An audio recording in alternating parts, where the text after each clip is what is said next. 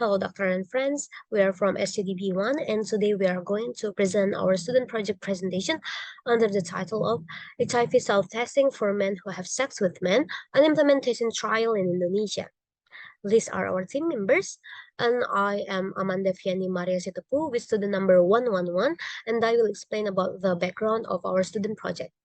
So same-sex behavior was found in almost all social classes, and this behavior includes men who have sex with men or MSM with risky sexual behavior HIV/AIDS.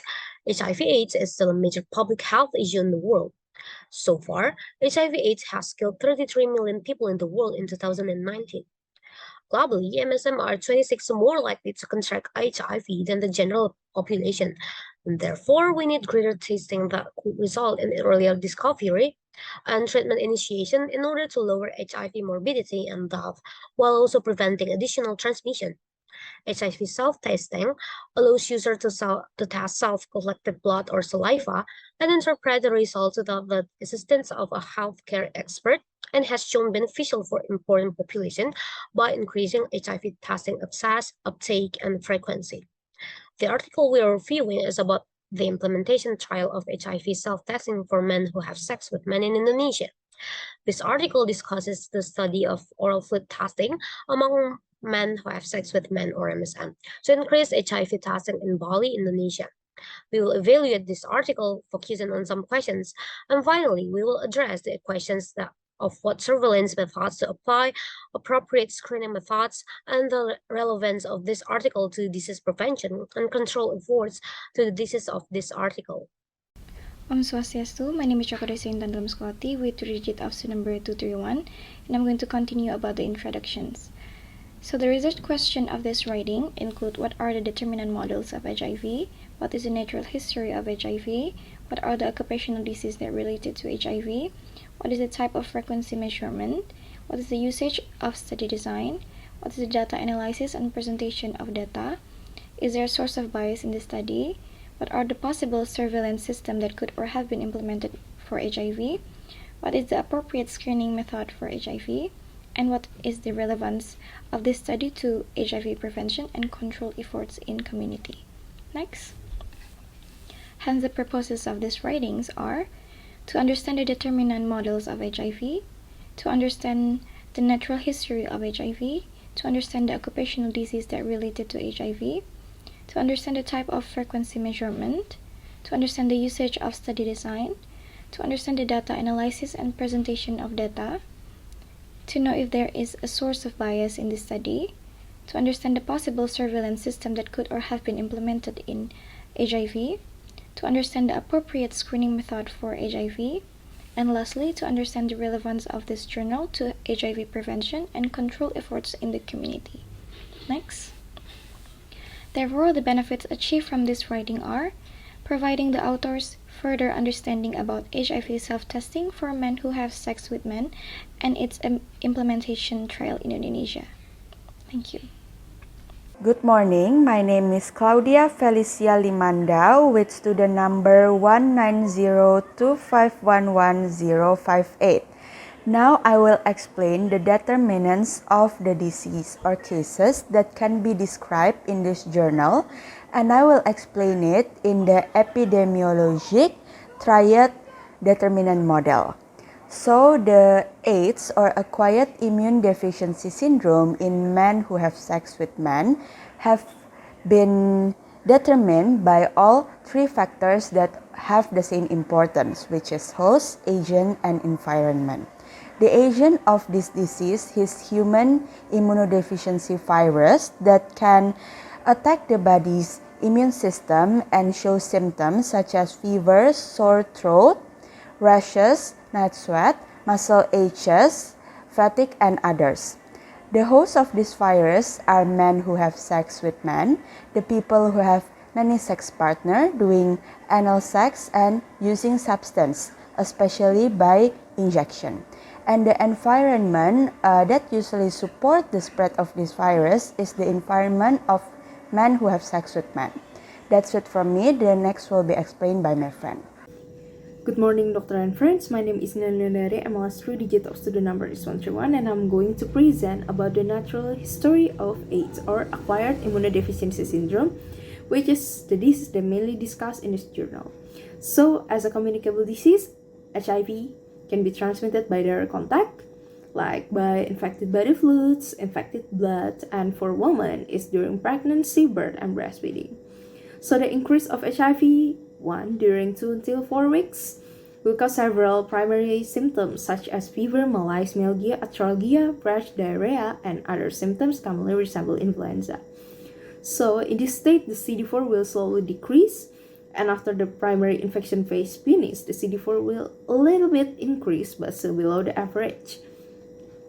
So the viral load actually will stabilize within 6 weeks, but after that they will increase massively. And after this time, some of the infected individuals will not show any symptoms for several years, but some of them may have persistent generalized lymphadenopathy. Due to the decline of CD4 that caused by the massive viral loads, the immunity of the individuals will also decline and easily become infected with other diseases such as HIV-associated nephropathy, dementia, and cancers. Good day, ladies and gentlemen. My name is Casey Cristalina Gabriela with last 3-digit number 160. So HIV is in fact related to occupational disease, especially for people who work and are involved in the healthcare facilities. Healthcare workers are exposed to infectious needles and body fluids such as blood. If the source patient's HIV status is known, it may be possible to access the data from the medical file to help with the decision to start PEP. Source patient's consent for voluntary HIV testing should be obtained as soon as feasible after exposure if the patient's HIV status is unknown. Source patient may be unable of giving consent for HIV testing in some circumstances, such as when they are asleep, comatose, or otherwise unable to do so. HIV exposure is a medical emergency, and prompt initiation of PEP is critical to prevent infection. PEP should not be delayed depending information on HIV status or test results of baseline patients or baseline HIV test results of exposed worker. Hello, my name is Putri Agnes Monica with number student 100. So today, let me explain about the size and also the types of number from the journal. So there are 3 types of number in the journal, and I will explain 2 of it. So from the first is the crude rate. So crude rate is the number of events divided by the total population. And there are several criteria for the crude rate, and the first criteria is ignore the differentiation each population. The differentiation is population like the age and also the sex. And so they take the general population. And from the article, we can mention for the crude rate is the total proportion of HIV AIDS in the world. So we can see in the PPT, for the formulation is the numerator, people who are untested for HIV AIDS, and also the denominator is total people alive with HIV AIDS. And also for the second is period prevalence. So for the type of period prevalence, we can mention the proportion of some case in the current period. So for the keyword is the current period. And in the article, we can mention for the period prevalence is people who receive OFT from January until December 2018 with supervised and unsupervised OFT. So for the period prevalence supervised OFT, the numerator is people who choose supervised method for OFT testing, and the denominator is total people who receive OFT testing. For the second formulation is for the unsupervised OFT testing. So for the numerator is people who choose unsupervised OFT testing, and also the denominator is people who receive OFT testing. Hello, my name is Timothy Kunia with last digit of student number 006. So now let me explain about the specific rate of OFT reactive result by age. So specific rate can be interpreted as a number of events divided by a subpopulation over a given time period. And in this specific article, there are several specific rates, such as rate for the result of OFT reactive and OFT non-reactives.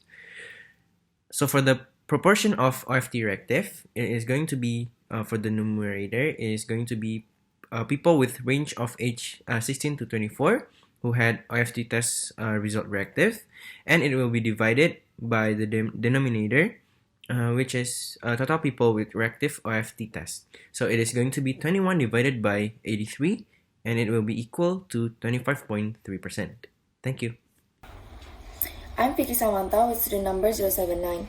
So before OFT intervention, the HAPI study is conducted with wider participants criteria, where OFT intervention only targets MSM who have not been tested for HIV in the last 6 months. Supervised OFT is offered to those declining to voluntarily visit a health facility, and unsupervised is offered if supervised OFT is declined. After evaluation, it is known that OFT can reach those who refuse to go to health facilities and may help overcome this health problem. This journal used a table and a bar graph to present the results, where the table is shown in the previous slides. It shows that most participants within the range of 18 to 60 chose supervised OFT rather than the unsupervised, where 10% comes out reactive.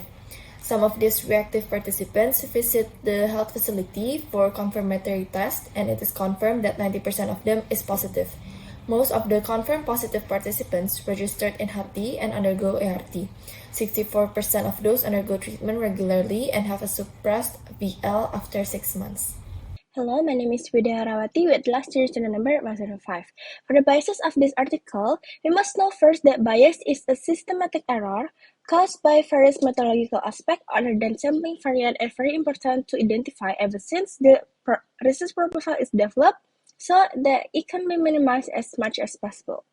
The biases of this article are, first, unsupervised self-kit testing only use an envelope containing OFT kits without educational media such as audiovisual, unlike the supervised one. This condition may cause a possibility of false positive and false negative result, and there is no guarantee that the kit user can fully understand the correct procedure how to use the kit. Second, the participants who test negative in OFT does not do a confirmatory test to confirm the diagnosis, but they immediately receive post-testing counseling without considering the presence of false negative. Hello, my name is Bagus Kastia with 3-digit student number 032. In the literature that is used as a reference, the search for participants is done by contacting potential participants who have the potential to become participants. This is done by visiting meeting points, gay bars, spas, and apartments to determine their testing history. When a potential participant has been found, the participant will be advised to do an HIV examination at the nearest health center. If potential participant refuses, outreach worker will suggest doing self-testing using an oral fluid testing kit or OFT, which can be supervised and unsupervised. The supervised method was offered to ensure assistance for consenting participants. After the self-test result come out, if the participant gets a positive result, it will be advised to do a follow-up examination to confirm the diagnosis at the Kerti Praja Foundation or KPF. While if the participant get a negative result, the patient will receive a post-test counseling include explanation of the window period of HIV infection and possible step to confirm the HIV status, including advice to have another test in 3 to 6 months after the OFT. Thank you. Good afternoon, my name is Beatrice Agung Sarswati, number 152.